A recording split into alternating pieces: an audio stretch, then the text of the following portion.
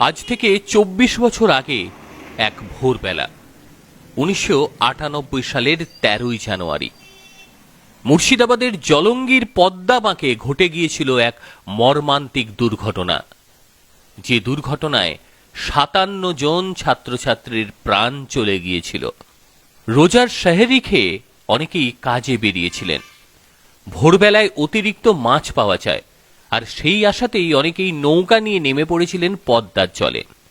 হঠাৎ করেই বিকট শব্দ, হাড় হিম করা কনকনে শীতের ঘেরা টোপে কুয়াশার অস্পষ্টতা কাটিয়ে কিছু বুঝে ওঠার আগেই দেখা গেল নদীর মধ্যে ভাসছে যাত্রী বোঝাই বাস। চলছে আর্তনাদ, কিন্তু কি করার? নদীর ধারে দাঁড়িয়ে থেকে কিচ্ছু করার ছিল না। বেশ কয়েকজন ঝাঁপিয়ে পড়েছিল নদীর জলে বাঁচানোর জন্য, কিন্তু কিছুই করা যায়নি। সেই বাসে ৭৫ জন ছাত্রছাত্রী ছিল। তাদের প্রত্যেকেরই বাড়ি ছিল নদিয়ার করিমপুর এলাকায়। মুর্শিদাবাদের বেড়াতে এসে তারা করিমপুর ফিরছিল। সেই সময় পদ্মা নদীর বাঁকে ঘন কুয়াশার চাদরেই ঘটে যায় এই নির্মম ভয়াবহ দুর্ঘটনা। আর এই ঘটনায় ৫৭ জন ছাত্রছাত্রীর মৃত্যু হয়েছিল। আজ সেই অভিশপ্ত ১৩ই জানুয়ারি। আজ থেকে ২৪ বছর আগেই জলঙ্গির এই পদ্মা নদীর বাঁকে ভয়াবহ দুর্ঘটনায় প্রাণ কেড়ে নিয়েছিল ছাত্রছাত্রীদের। আরো বহু যাদের এখনো পর্যন্ত কোনো খোঁজ পাওয়া যায়নি। জলঙ্গির গ্রামীণ হাসপাতালে সেই সময় শুয়ে রাখা হয়েছিল সারি সারি মৃতদেহ। আজও সেই দিনের কথা মনে পড়লে এলাকার মানুষজন আঁতকে ওঠে। দীর্ঘ নিঃশ্বাস ফেলা ছাড়া তাদের আর কিছুই করার ছিল না সেদিন। রাকিবুল ইসলাম বাবুর রিপোর্ট, এনটিভি ডাব্লিউবি। ১৩ই জানুয়ারি ১৯৯৮ সালের ১৩ই জানুয়ারি রোজার মাস, রমজান মাস ছিল। সেই সময় প্রচণ্ড কুয়াশা। বহরমপুর লালবাগ থেকে একটা বাস করিমপুরের ছাত্রছাত্রীদের পিকনিক করে ফিরছিল। ভোরবেলায় মর্মান্তিক ঘটনা। সেই বাসে মোটামুটি ৬৬ থেকে ৬৭ জন ছিল।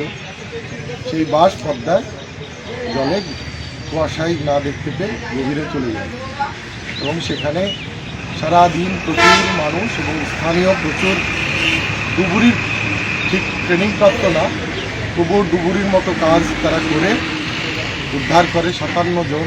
সঙ্গে সরকারি ডুবুরি যারা ছিল বহরমপুর থেকে এসে উদ্ধার করে। কিছু ছাত্রছাত্রীকে এখন পর্যন্ত পাওয়া যায়নি, তখনও পাওয়া যায়নি। তারা হয়তো জলে ভেসে গিয়েছে, বাংলাদেশ কোনো অস্তিত্ব খুঁজে পাওয়া যায়নি। সেই সময় যে দুর্ঘটনা ঘটেছে, আজকের দিনে আমার ব্যক্তিগত মতামত যে এইরকম ঘটনা পুনরায় যাতে না ঘটে।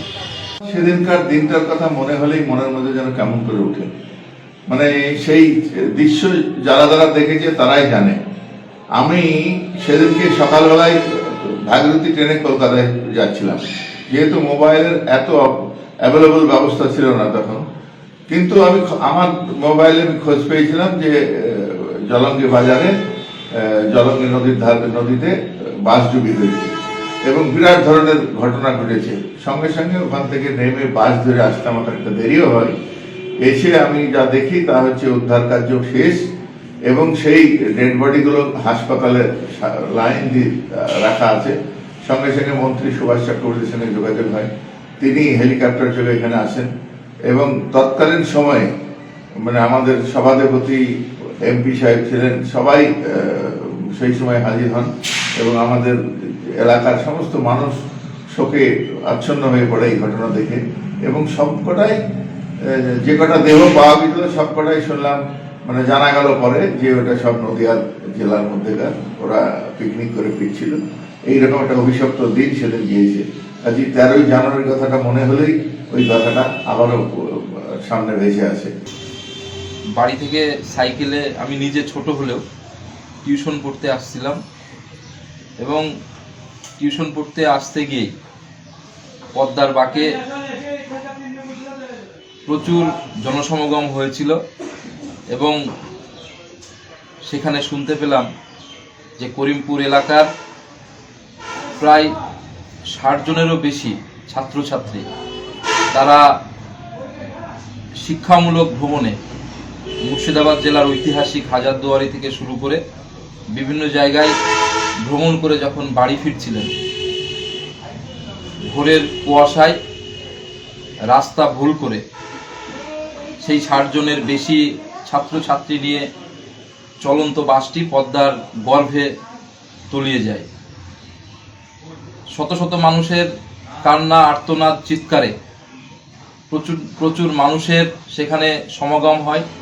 পরে পুলিশ প্রশাসন এবং এলাকাবাসীর সহযোগিতায় পদ্মা গর্ভ থেকে 57 জনের মৃতদেহ একে একে তুলে এনে রাস্তার পাশে সার দিয়ে রাখা হয় এবং বেশ কয়েকজনের দেহ আজ পর্যন্ত সেখানে নিখোঁজ রয়ে যায়। পদ্মা গর্ভে তারা বিলীন হয়ে যায়। তাদের আজকের সেই ঐতিহাসিক দিন। আমরা প্রত্যেক বছর এই দিনটাকে কালা দিবস হিসেবে ওই সমস্ত ছাত্রছাত্রীদের বিদেহী আত্মার শান্তি কামনা করে শ্রদ্ধা জানাই এবং তাদের পরিবার পরিজনদের সমবেদনা জানাই। বাংলার নেত্রী মমতা বন্দ্যোপাধ্যায় তৎক্ষণাৎ তিনি এসেছিলেন জলঙ্গি পদ্মার পাড়ে এবং তাদের স্মৃতি সম্মানার্থে করিমপুরে স্মৃতিসৌধ নির্মাণ করেন। আমরা আজ জলঙ্গি ব্লক তৃণমূল কংগ্রেস কমিটির দক্ষিণ জোনের পক্ষ থেকে আমাদের কার্যালয়ে সেই পদ্মা গর্ভে বিলীন হয়ে যাওয়া মৃতদেহ, মৃত ব্যক্তি, মৃত ছাত্রছাত্রীদের আমরা স্মরণ করব, তাদের আত্মার শান্তি কামনা করব।